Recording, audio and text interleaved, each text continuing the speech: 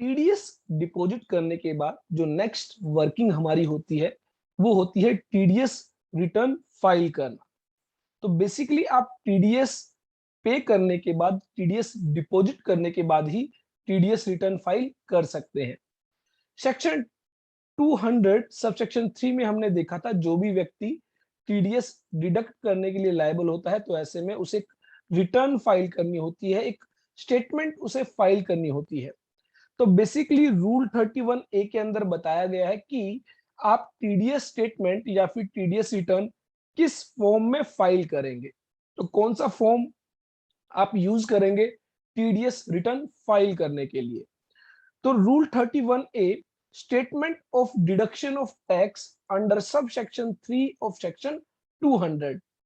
Every person responsible for deduction of tax under chapter 17b shall, in accordance with the provision of subsection 3 of section 200, deliver or cause to be delivered the following quarterly statements to the Director General of Income Tax or the person authorized by the Director General of Income Tax। तो पहली बात तो यहाँ पर clear हो जाती है कि आपको क्वार्टरली स्टेटमेंट फाइल करनी है, that means quarterly TDS return file करनी है। तो that means April to June, इस पीरियड में आपने जो भी डिडक्शंस की हैं ऐसे में आप इसके लिए एक टीडीएस रिटर्न फाइल करेंगे। Similarly July to September, that is second quarter, इस पीरियड में आपने जितना भी टीडीएस डिडक्ट किया है एज ए डिडक्टर, तो आप ऐसे में क्या करेंगे, रिटर्न फाइल करेंगे इस पीरियड के लिए। Similarly October to November October to December and January to March, आप क्या करेंगे, इन पीरियड के लिए आप जो है टीडीएस रिटर्न फाइल करेंगे। तो एक बात आपको समझनी है, मान लीजिए मिस्टर वाई है और ये मिस्टर एक्स है। मिस्टर वाई के द्वारा सर्टेन पर्संस, मान लीजिए mister A, mister B, mister C को पेमेंट की जाती है और इन पेमेंट्स पर टीडीएस डिडक्ट किया गया है बाय मिस्टर वाई। तो मिस्टर वाई यहां पर कहलाते हैं डिडक्टर और जिनका टीडीएस डिडक्ट किया गया है वो कहलाते हैं डिडक्टी। तो ऐसे में जो टीडीएस रिटर्न फाइल की जाएगी ये डिडक्टर के द्वारा की जाएगी, जो व्यक्ति टीडीएस डिडक्ट करेगा। जिसका टीडीएस डिडक्ट होगा उस व्यक्ति के द्वारा कोई रिटर्न फाइल नहीं की जाएगी। टीडीएस के अंदर कोई रिटर्न जो है वो डिडक्टी के द्वारा फाइल नहीं की जाती, वो डिडक्टर के द्वारा फाइल की जाती है। डिडक्टी जब अपनी इनकम टैक्स रिटर्न फाइल करेगा एट दैट टाइम जो उसका टीडीएस डिडक्ट किया गया है बाय द डिडक्टर, वो उस टैक्स का क्रेडिट लेगा। तो ऐसे में यहाँ पर जो टीडीएस रिटर्न की बात की जा रही है from the prospective of the deductor बात की जा रही है कि जो डिडक्टर होगा जिसने टीडीएस डिडक्ट किया है वो कौन सा फॉर्म फाइल करेगा टीडीएस रिटर्न के लिए। तो पहली बात तो ये क्लियर हो गई कि जो डिडक्टर होगा वो क्या करेगा, क्वार्टरली टीडीएस स्टेटमेंट फाइल करेगा, that means quarterly TDS return file करेगा। और 4 क्वार्टर्स जो है एक साल में आपके हो जाते हैं, April to June, July to September, October to December और जनवरी टू मार्च। तो statement of deduction of tax under section 192 in the form number 24Q, अगर टीडीएस डिडक्ट किया गया है अंडर सेक्शन 192 तो फॉर्म फाइल किया जाएगा 24Q। और सेक्शन 192 के अंदर बात की गई है टीडीएस ऑन सैलरी। तो दैट मींस जब एम्प्लॉयर के द्वारा एम्प्लॉय को सैलरी की पेमेंट की जाती है और उस सैलरी पर टीडीएस डिडक्ट किया जाता है तो ऐसे में एम्प्लॉयर को कौन सा फॉर्म फाइल करना होगा टीडीएस रिटर्न के लिए, फॉर्म 24Q। और अप्रैल टू जून मंथ में जितनी भी सैलरी की पेमेंट की गई है उस पर जितना टीडीएस डिडक्ट किया गया है उस डिडक्शन के लिए फॉर्म नंबर 24Q फाइल किया जाएगा। Similarly July to September, October to December and January to March month के लिए जो है फॉर्म नंबर 24Q फाइल किया जाएगा in case where TDS is deducted on salary under section 192। Section 192 को हम बहुत ही डिटेल में डिस्कस करेंगे, कैसे एम्प्लॉयर सैलरी पेमेंट करते हुए टीडीएस डिडक्ट करेगा। सेकेंडली बात आती है statement of deduction of tax under section 193 to 196 D. Section 193 से लेकर 196 डी के तहत अगर कोई टीडीएस डिडक्ट किया गया है बाय द डिडक्टर, तो ऐसे में वो कौन सा फॉर्म फाइल करेगा? वो फॉर्म फाइल करेगा 26Q। और अगर मान लीजिए सेक्शन 193 से लेकर 196 डी के तहत ही टीडीएस डिडक्ट किया गया है, लेकिन जो डिडक्टी है वो एक नॉन रेजिडेंट है, तो ऐसे में फॉर्म फाइल किया जाएगा 27Q। तो इसका मतलब सेक्शन 193 से लेकर सेक्शन 196 डी के तहत अगर टीडीएस डिडक्ट किया गया है, तो आपको चेक करना होगा कि जिसका टीडीएस डिडक्ट किया गया है, जो डिडक्टी है, क्या वो एक नॉन रेजिडेंट है?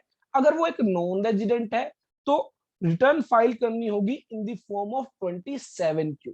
और अगर वो अदर देन नॉन रेजिडेंट है, दैट मींस रेजिडेंट है, ordinary resident, not ordinary resident, दोनों ही कवर किए गए हैं, तो उस केस में 26Q फाइल किया जाएगा in respect of all other डिडक्टीज।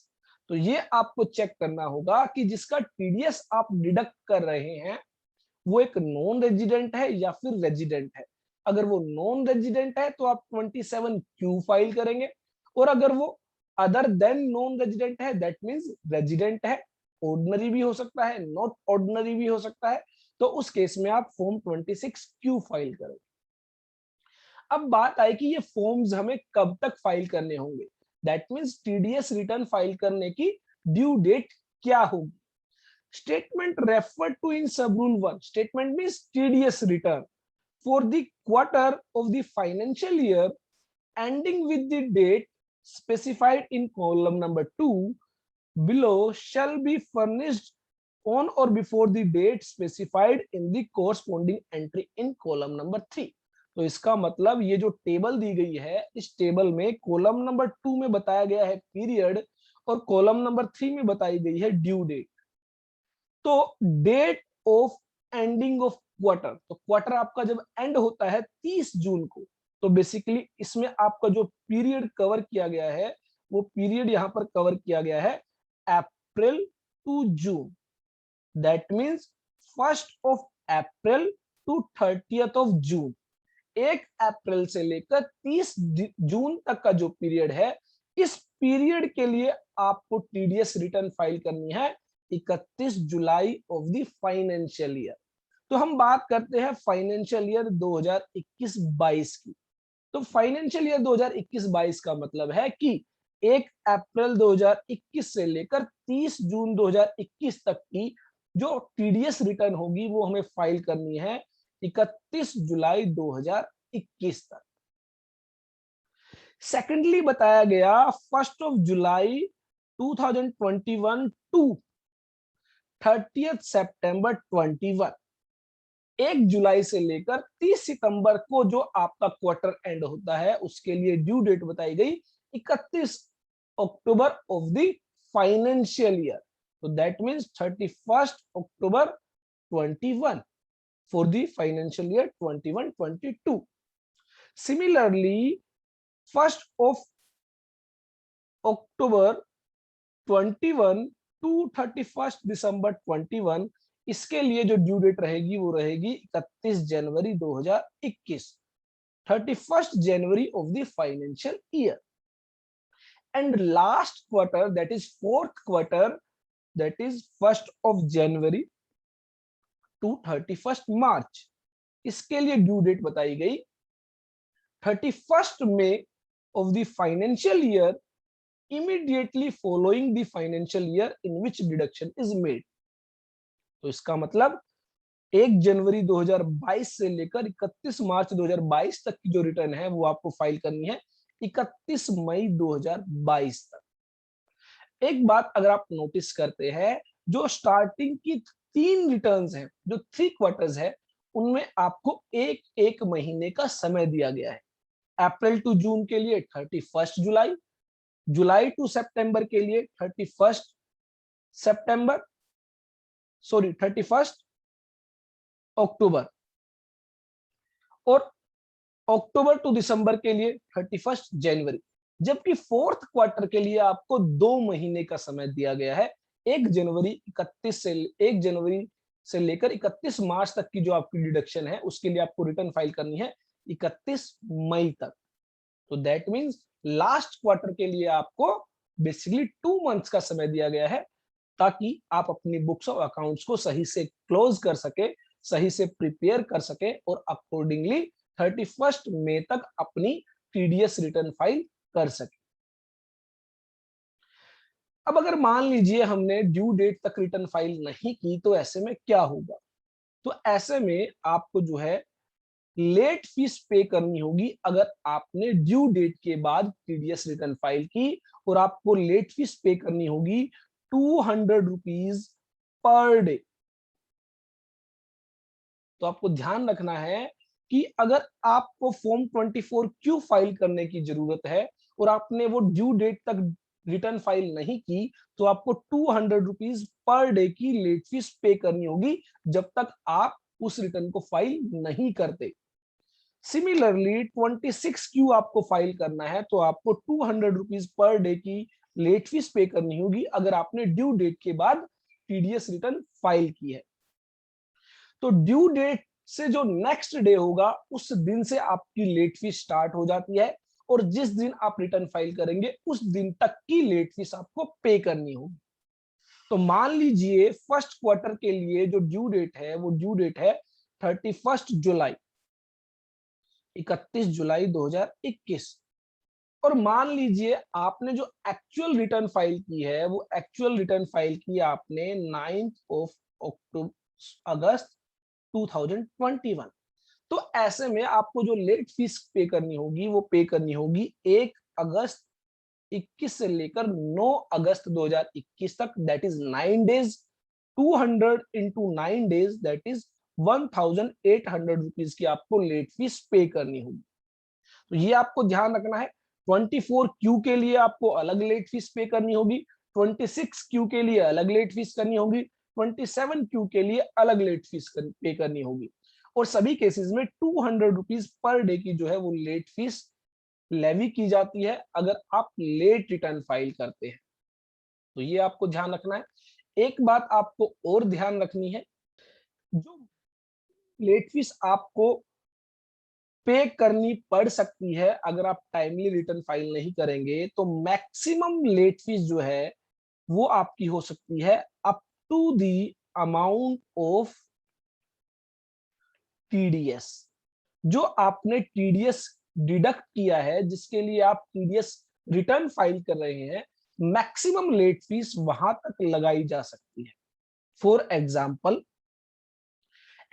के लिए मान लीजिए फॉर्म 24 क्यू सैलरी के केस में जहां पर टीडीएस डिडक्ट किया जाता है, वहां पर फाइल किया जाता है। अब मान लीजिए सैलरी के केस में जो टीडीएस डिडक्ट किया गया, लेट से उसकी अमाउंट है 3500 रुपीज। 2 लाख रुपीज की सैलरी पे की गई, जिस पर 3500 रुपीज का टीडीएस डिडक्ट किया गया। इसके अलावा और कोई डिडक्शन जो है वो नहीं की गई है। तो ऐसे में जो मैक्सिमम लेट फीस लग सकती है, वो लग सकती है ₹3500 तक। तो आपने लेट फीस जो सॉरी लेट रिटर्न फाइल की, लेट से वो लेट रिटर्न फाइल की आपने जो है 20 डेज के लिए, वो 20 days into 200 rupees late fees हो जाती है 4000 रुपीज। लेकिन जो टीडीएस डिडक्ट किया गया है उस रिटर्न में जो आप रिपोर्ट कर रहे हैं, उस टीडीएस की टोटल अमाउंट है 3500। तो मैक्सिमम लेट फीस लगाई जा सकती है 3500। तो that means 200 rupees per day और amount of TDS whichever is lower जो है वो आपकी लेट फीस लगाई जा सकती है। और जब तक आप लेट फीस नहीं पे करेंगे, तब तक आप जो है रिटर्न फाइल नहीं कर सकते। अगर आप रिटर्न फाइल कर देते हैं विदाउट पेइंग लेट फीस, तो ऐसे में एक नोटिस आपको दिया जाएगा जिसमें कहा जाएगा कि आपने इतने दिनों का जो है डिले किया है और ऐसे में आपको इतनी लेट फीस जो है पे करनी हो। उसके बाद बात आती है कि ये जो रिटर्न है हम कैसे फाइल करेंगे, in the paper form, in the electronically form. तो ऐसे में बताया गया the statement may be furnished in any of the following manner. Furnish the statement in paper form, तो जनरली आपको पेपर फॉर्म देखने को नहीं मिलेगा। तो आज की डेट में आप जो रिटर्न फाइल कर सकते हैं, या तो आप इलेक्ट्रॉनिकली अंडर डिजिटल सिग्नेचर आप फाइल कर सकते हैं, या फिर आप इलेक्ट्रॉनिकली स्टेटमेंट फर्निश करते हैं with the verification of statement in form 27A। तो बेसिकली आपको करना क्या होगा, फॉर्म 27A प्रिपेयर करना होगा along with the TDS return. तो हम देखेंगे जब प्रैक्टिकली वर्कशॉप करेंगे तो वहां पर मैं आपको बताऊंगा कि फॉर्म 27A कैसा होता है, कैसे आप उसको जनरेट करते हैं। तो फॉर्म 27A में आप टीडीएस रिटर्न फाइल कर सकते हैं। दैट मीन्स जो भी आपकी टीडीएस रिटर्न है 24Q, 26Q, 27Q, उसके साथ आप क्या करेंगे, फॉर्म 27A फाइल करेंगे। और अगर आप डिजिटल सिग्नेचर के जरिए आप फाइल करते हैं तो ऐसे में आपको सिर्फ फॉर्म 24Q, 26Q, 27Q जो भी आपके केस में एप्लीकेबल है, सिर्फ वही फॉर्म फाइल करना होगा। तो ये आपको ध्यान रखना है। अगर आप विदाउट डिजिटल सिग्नेचर फाइल करेंगे तो साथ में आपको फॉर्म 27A भी फाइल करना होगा। और अगर आप विद डिजिटल सिग्नेचर करेंगे, यूज ऑफ डिजिटल सिग्नेचर आप जो करते हैं, तो ऐसे में आपको फॉर्म 27A की रिक्वायरमेंट नहीं होगी। हम दोनों ही तरीके आपके साथ डिस्कस करेंगे जब हम प्रैक्टिकल वर्कशॉप्स में आपको बताते हैं कि कैसे आप टीडीएस रिटर्न फाइल करेंगे। तो फॉर्म 24Q, 26Q, 27Q कैसे आप फाइल करेंगे electronically with using digital signature और विदाउट यूजिंग डिजिटल सिग्नेचर, ये सभी जो बातें हैं हम अपनी प्रैक्टिकल वर्कशॉप्स में ज्यादा डिटेल में डिस्कस करेंगे। उसके बाद बताया गया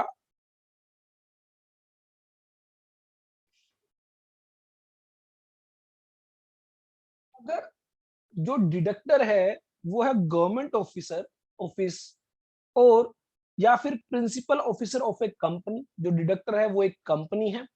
deduction is a person who is required to get his accounts audited under section 44AB। अगर कोई ऐसा व्यक्ति है जिसको सेक्शन 44AB के तहत बुक्स ऑफ अकाउंट्स ऑडिट कराने की रिक्वायरमेंट है in the immediately preceding financial year, इससे जो जस्ट पहले वाला फाइनेंशियल ईयर है, दैट मींस अगर हम फाइनेंशियल ईयर 21-22 के लिए टीडीएस रिटर्न फाइल कर रहे हैं, तो ऐसे में फाइनेंशियल ईयर 2021 में अगर बुक्स ऑफ अकाउंट्स ऑडिट कराने की रिक्वायरमेंट थी, और या कोई ऐसा व्यक्ति the number of deductees record in statement for any quarter of the financial year are 20 और मोर, तो इन दैट सिचुएशन कहा गया कि आप जो रिटर्न फाइल करेंगे वो फाइल करेंगे बी और सी, जो आपको बताया गया इलेक्ट्रॉनिकली विद डिजिटल सिग्नेचर या फिर इलेक्ट्रॉनिकली विदाउट डिजिटल सिग्नेचर। आप इन दो तरीकों से ही जो है टीडीएस रिटर्न फाइल करोगे।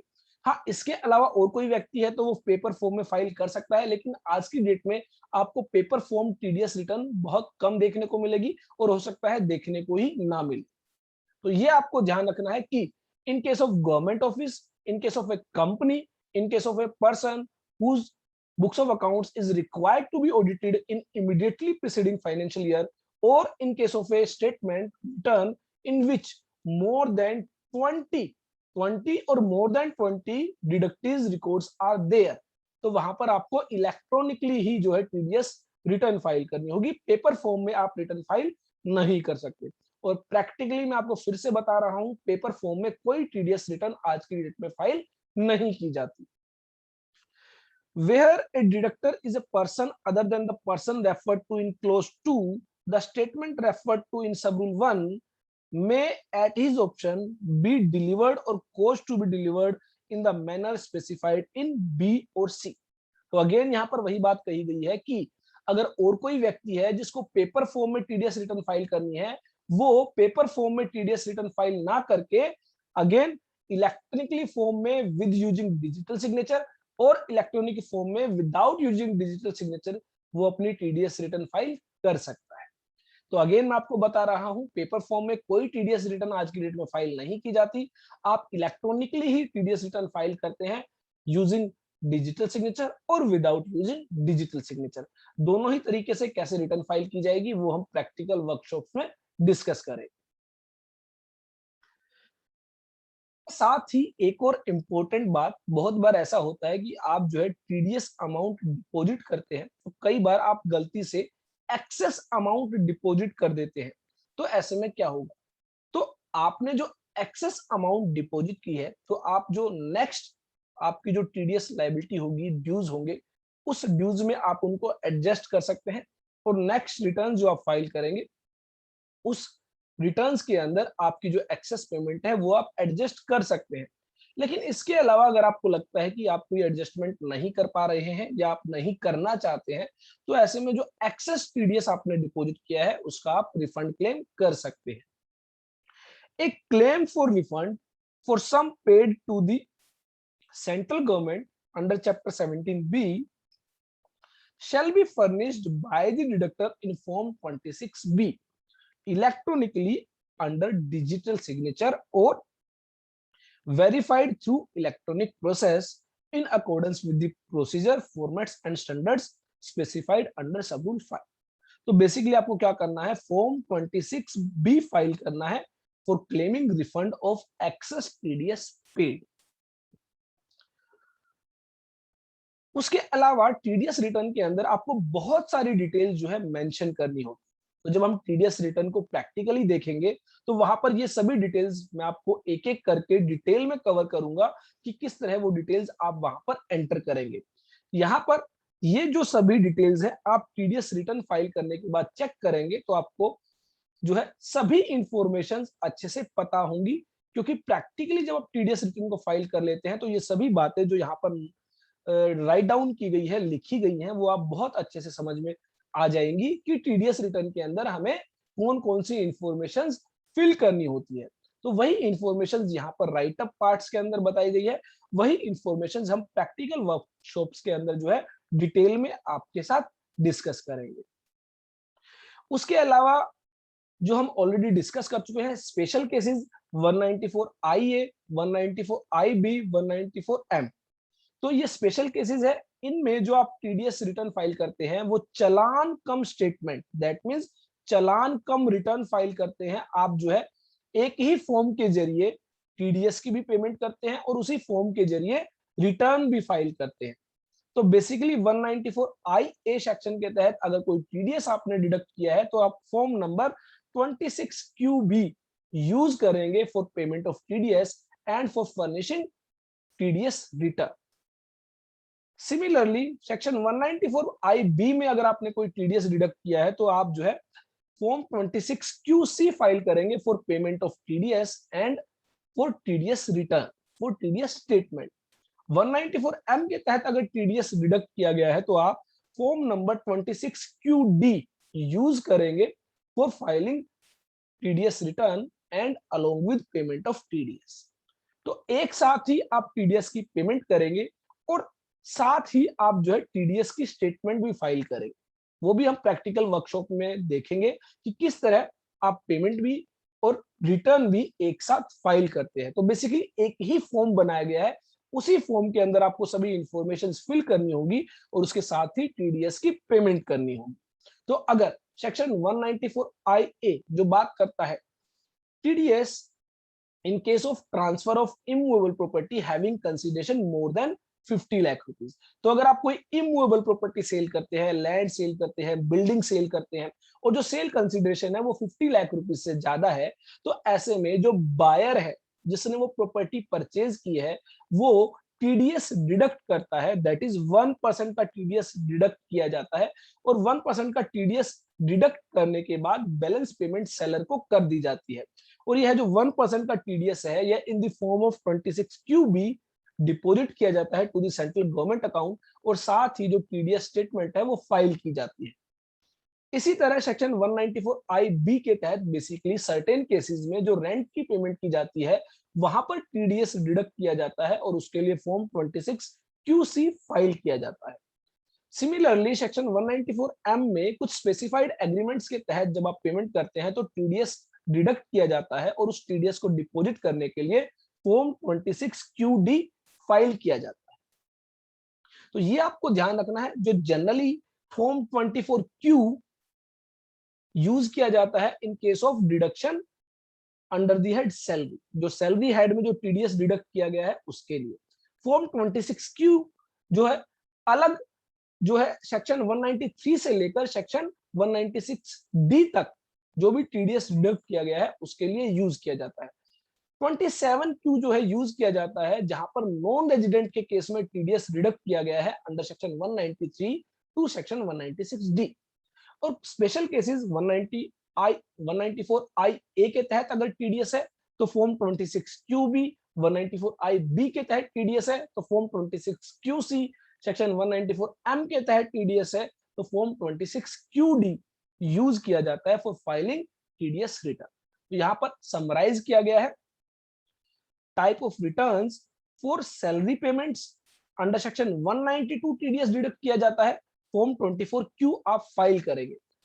For other payments to resident that is section 193 to 196 D आप 26 क्यू फाइल करेंगे। For section 193 to 196 D in case of non resident deductees, यहां पर जो टीडीएस जिन व्यक्तियों का डिडक्ट किया गया है दैट इज डिडक्टीज अगर नॉन रेजिडेंट है तो 27 क्यू फाइल किया जाएगा। और इन case of TCS tax collection at source जो हम लेटर ऑन डिस्कस करेंगे वहां पर 27 ई क्यू फाइल किया जाता है फॉर फर्निशिंग टीसीएस रिटर्न। तो ये आपको ध्यान रखना है। रूल 31A में जो ड्यू डेट्स बताई गई हैं, फॉर 1st of April टू 30th June, 31st July is due date, for 1st of July to 30th September, 31st October is last date, for 1st of October to 31st December, 31st January is last date, और 1st of January to 31st March that is 31st May is the last date। तो यहाँ पर आपको 2 months का समय जो है मिल जाता है फॉर फर्निशिंग टीडीएस रिटर्न, और बाकी सभी केसेस में आपको 1 महीने का समय दिया जाता है टीडीएस रिटर्न फाइल करने के लिए। तो ये आपको याद रखना है। इन case of last quarter, fourth quarter, आपको 31st मई तक जो है टीडीएस रिटर्न फाइल करनी होती है।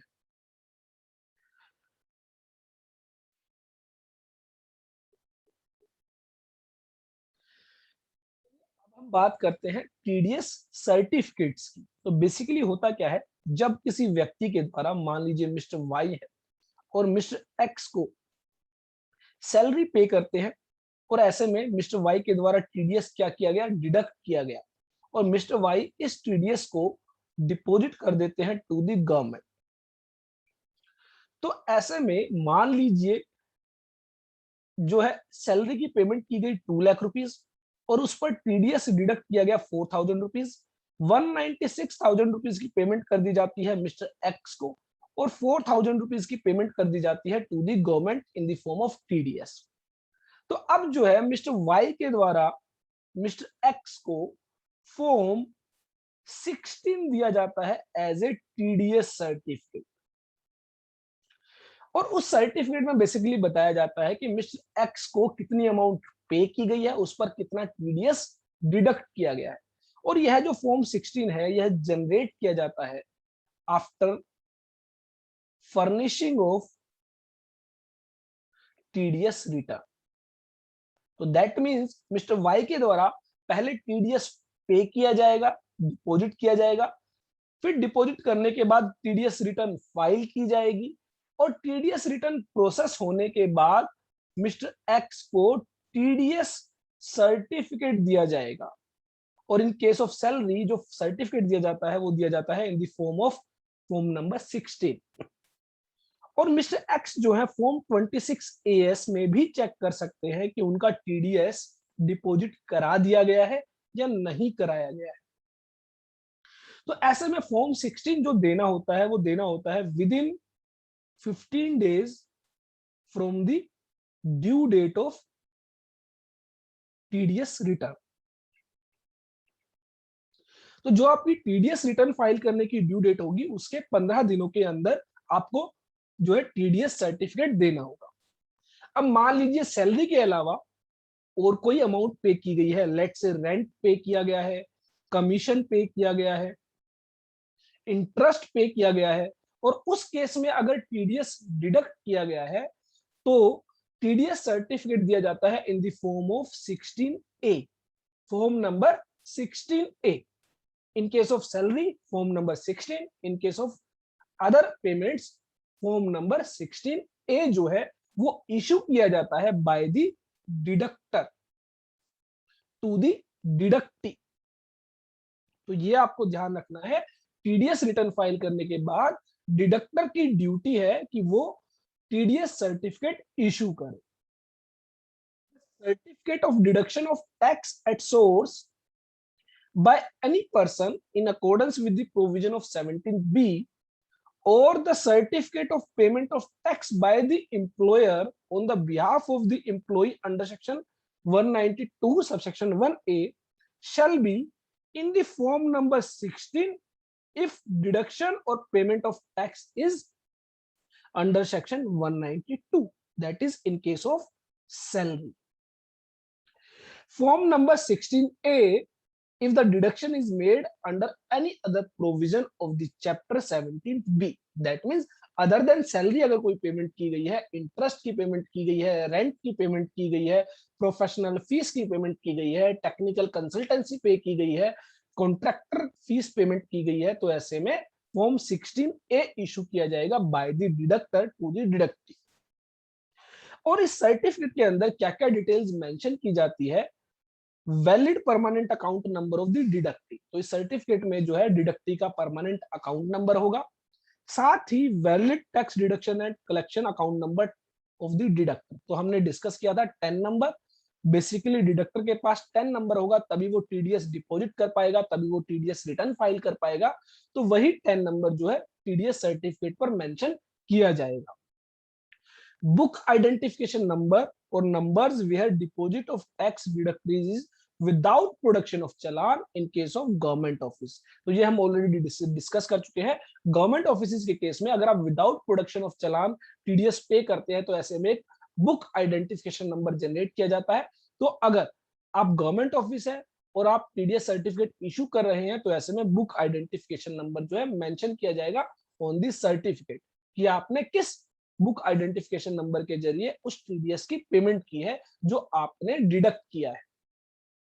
Challan identification number in case of payment through bank, अगर आपने with production of challan that is आपने चालान नंबर 281 यूज किया है for the payment of TDS, तो ऐसे में एक चालान आइडेंटिफिकेशन नंबर होता है दैट इज सिन, वो आपको मेंशन करना होगा on the TDS certificate. Secondly बताया गया receipt number of the relevant quarterly statement of tax deducted at source, तो जो रेलिवेंट आपने टीडीएस रिटर्न फाइल की है उस पीरियड के लिए उस स्टेटमेंट की, उस रिटर्न की जो रिसिप्ट नंबर है वो भी मेंशन की जाएगी on the TDS certificate. Receipt number of all the relevant quarterly statements in case the statement referred to in clause 1 is for tax deducted at source for income chargeable under the head salaries। तो salary के case में क्या होगा, basically quarterly तो आप TDS certificate issue करेंगे ही, उसके साथ ही एक एनुअल सर्टिफिकेट भी आपको इशू करना होता है। तो उस एनुअल सर्टिफिकेट के अंदर आपके सभी फोर्थ क्वार्टर्स के जो रिसिप्ट नंबर्स होंगे वो आपको मेंशन करने होंगे। तो ये हम देखेंगे बेसिकली जब आप टीडीएस रिटर्न फाइल कर देते हैं तो टीडीएस पोर्टल पर टीडीएस सर्टिफिकेट अपने आप ही जनरेट कर दिए जाते हैं। बस आपको क्या करना होता है, रिक्वेस्ट फाइल करनी होती है और कुछ समय बाद वो टीडीएस सर्टिफिकेट आप वहां से डाउनलोड कर सकते हैं। और उन सभी टीडीएस सर्टिफिकेट्स पर यहां पर जो डिटेल्स बताई गई है वो ऑटोमेटिकली मेंशन की गई होती है। तो सर्टिफिकेट्स के लिए क्या ड्यू डेट रहेगी, the certificate informs in column number 2 of the table below shall be furnished to the employee or the payee as the case may be as per the periodicity specified in the corresponding entry in column number 3 and by time specified in column number 4। that is form 16 आप issue करेंगे annually by 15th day of June of the financial year immediately following the financial year in which the income was paid and tax was deducted। तो हमने देखा था fourth quarter की जो आपकी due date होती है वो होती है 31 में। तो इसके 15 दिनों बाद का आपको समय दिया गया 15 जून। तो 15 जून तक आप जो है form 16 in the annual form जो है वो आप इशू कर सकते हैं। और इन केस ऑफ फॉर्म 16 आपको जो सर्टिफिकेट इशू करना है वो क्वार्टरली करना है within 15 days from the due date for furnishing the statement of TDS return. तो दैट मींस अगर अप्रैल टू जून पीरियड के लिए टीडीएस डिडक्ट किया गया है तो ऐसे में ड्यू डेट आपकी होती है 31 जुलाई, और ऐसे में आपको 15 अगस्त तक क्या करना होता है, टीडीएस सर्टिफिकेट इशू करना होता है। तो सिमिलरली जो भी आपकी ड्यू डेट होगी क्वार्टर की उसके 15 दिनों बाद तक का आपको समय मिलता है टीडीएस सर्टिफिकेट इशू करने। तो ये भी हम अपनी प्रैक्टिकल वर्कशॉप में देखेंगे कि कैसे आप फॉर्म 16 और 16A पोर्टल से जो है डाउनलोड करेंगे, कैसे रिक्वेस्ट फाइल करेंगे और कैसे आप डाउनलोड करेंगे फॉर्म 16 और फॉर्म 16A। तो ये आपको बेसिकली ध्यान रखना है। 3 प्रोसेस अभी तक हमने देखी है कि टीडीएस डिडक्ट करने के बाद आपको टीडीएस की पेमेंट करनी होती है, टीडीएस की पेमेंट करने के बाद आपको टीडीएस की रिटर्न फाइल करनी होती है, और टीडीएस की रिटर्न फाइल करने के बाद आपको टीडीएस सर्टिफिकेट इशू करना हो। तो ये आपको ध्यान रखना है। प्रैक्टिकल वर्कशॉप्स में कैसे आप टीडीएस की पेमेंट करेंगे, टीडीएस की रिटर्न फाइल करेंगे, फॉर्म 16 जो है आप इशू करेंगे, वो हम डिटेल में डिस्कस करेंगे। सिमिलरली स्पेशल केसेस के अंदर बताया गया कि जो आपको टीडीएस सर्टिफिकेट इशू करने हैं, अगर फॉर्म सेक्शन 194 आई ए के तहत टीडीएस डिडक्ट किया गया है जिसके लिए आप form number 26 Q B file करते हैं, तो ऐसे केस में आप जो टीडीएस सर्टिफिकेट इशू करेंगे वो करेंगे इन फॉर्म नंबर 16 बी। और अगर टीडीएस डिडक्ट किया गया है अंडर सेक्शन 194 आई बी और फॉर्म फाइल किया गया है 26 क्यू सी, तो आप टीडीएस सर्टिफिकेट इशू करेंगे इन फॉर्म नंबर 16C। और अगर टीडीएस डिडक्ट किया गया है अंडर सेक्शन 194M, तो आप रिटर्न फाइल करते हैं थ्रू 26QD, और ऐसे में आप सर्टिफिकेट इशू करेंगे इन फॉर्म नंबर 16D। तो ये आपको ध्यान रखना है। स्पेशल जो केसेस बताए गए हैं वहां पर फॉर्म नंबर 16B, 16C और 16D in the form of TDS certificate जो है इशू किए जाते हैं। जो फॉर्म नंबर 16 होता है जिसको आप सैलरी के केस में इशू करते हैं, वहां पर बताया गया कि यह जो फॉर्म है यह 2 पार्ट्स में होगा, पार्ट ए और पार्ट बी।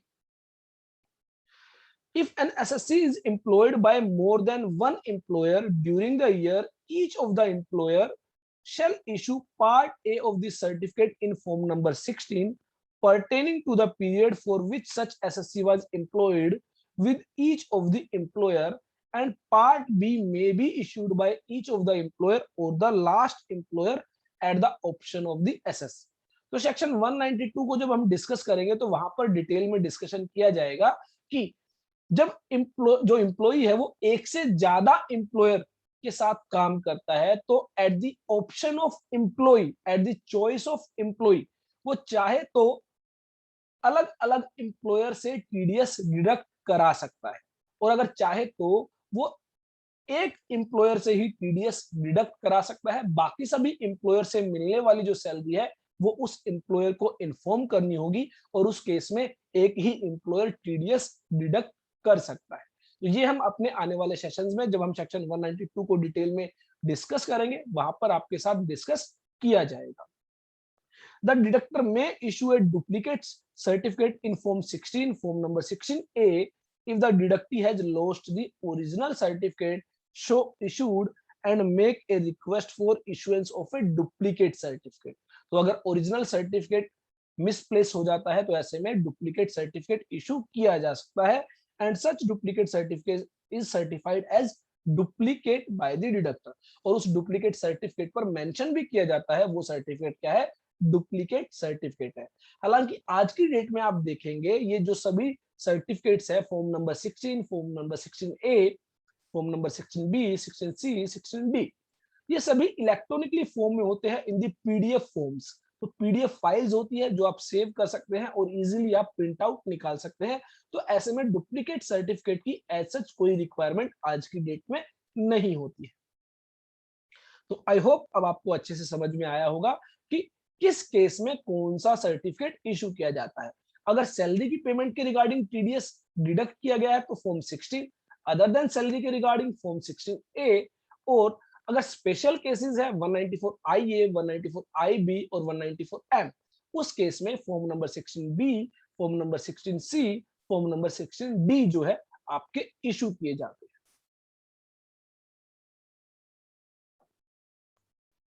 उसके बाद हम कुछ जनरल बातें कर लेते हैं। अभी तक हमने देखा कि जो इनकम टैक्स लायबिलिटी है वो आप किस तरह डिस्चार्ज कर सकते हैं। तो बेसिकली हमने देखा in the form of advance tax, in the form of self assessment tax, in the form of TDS along with TCS, और that is tax on regular assessment. तो regular tax on regular assessment means, मान लीजिए आप return of income file कर देते हैं, आप income declare करते हैं 10 लाख रुपीज। उसके बाद जो ऑफिसर है, ऑफिसर को लगता है कि आपकी जो इनकम है वो 10 लाख रुपीज नहीं है, वो 12 लाख रुपीज है। तो ऐसे में वो क्या करता है, आपकी असेसमेंट करता है, और उस असेसमेंट के तहत जो आपकी इनकम डिटरमाइन की गई है, उस इनकम पर आपको टैक्स पे करना होता है। जो ऑलरेडी आप टैक्स पे करते हैं वो क्रेडिट आपको मिल जाता है, बैलेंस टैक्स आपको पे करना होता है as tax on regular assessment.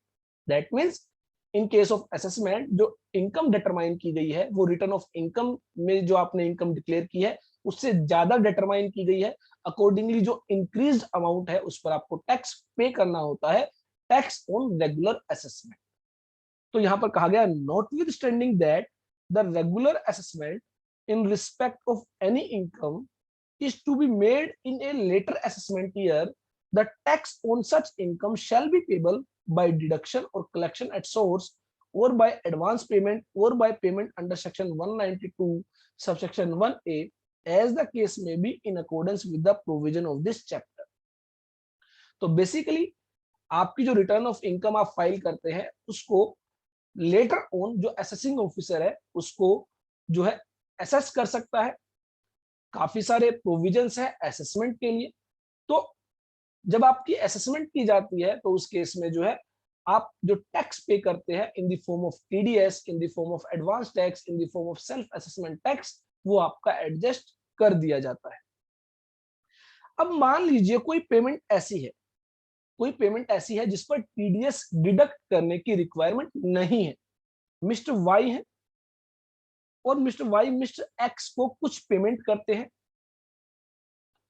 और लेट से इस पेमेंट पर टीडीएस एप्लीकेबल नहीं होता है। हम देखेंगे सेक्शन 192 से लेकर सेक्शन 196D में ही प्रोविजंस दिए गए हैं, और मान लीजिए ये जो पेमेंट है सेक्शन 192 से लेकर 196D के तहत कवर नहीं होती है। तो ऐसे में मिस्टर वाई के द्वारा कोई टीडीएस डिडक्ट नहीं किया जाएगा, फुल पेमेंट जो है 100% पेमेंट मिस्टर एक्स को कर दी जाती है। तो कहा गया कि इस इनकम के केस में मिस्टर वाई की कोई लायबिलिटी नहीं होगी, लेकिन मिस्टर एक्स जो है उस पर जो भी उनकी टैक्स लायबिलिटी होगी वो क्या करेंगे, सेल्फ असेसमेंट टैक्स के जरिए, एडवांस टैक्स के जरिए पे करेंगे। In the case of income in respect of which provision is not made under this chapter for deducting income tax at the time of payment, and in any case where income tax has not been deducted in accordance with the provision of this chapter, income tax shall be payable by the assessee direct। तो ये आपको ध्यान रखना है, mister Y को अगर TDS deduct करने की रिक्वायरमेंट नहीं है तो मिस्टर एक्स को डायरेक्ट जो है उस पर टैक्स पे करना हो। सेकेंडली मिस्टर वाई को टीडीएस डिडक्ट करने की रिक्वायरमेंट थी लेकिन उसने टीडीएस डिडक्ट नहीं किया, तो भी ऐसे में कहा गया कि मिस्टर एक्स की लायबिलिटी खत्म नहीं होगी, मिस्टर एक्स जो है उस पर जो भी उनकी इनकम टैक्स लायबिलिटी होगी वो डायरेक्टली पे करेगी।